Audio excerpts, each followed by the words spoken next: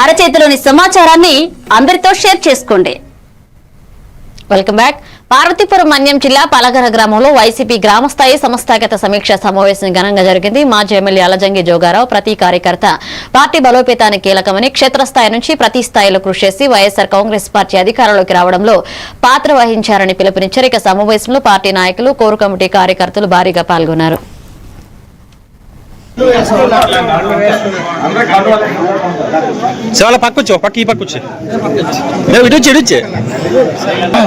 ఈ గ్రామంలో వైఎస్ఆర్ కాంగ్రెస్ పార్టీ ఒక కార్యాచరణ చేయడం కోసం ఈ గ్రామంలో ఉండే వైఎస్ఆర్ కాంగ్రెస్ పార్టీ సానుభూతి పరులందరినీ కూడా ప్రతి గడప గడపకి వెళ్ళి రేపు ఒక కార్యక్రమం చేయబోతున్నాం.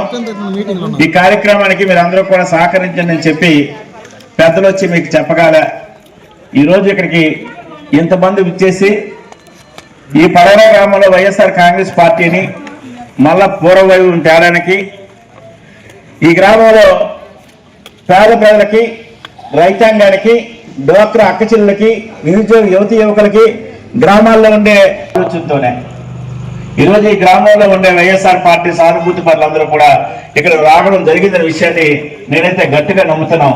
వచ్చే ఎలక్షన్ లో అత్యధిక మెజార్టీతో మన వైసీపీ పార్టీని గెలిపించి మళ్ళీ మనం అందరం కూడా అన్ని పథకాలు పొందాలని కోరుతున్నాం.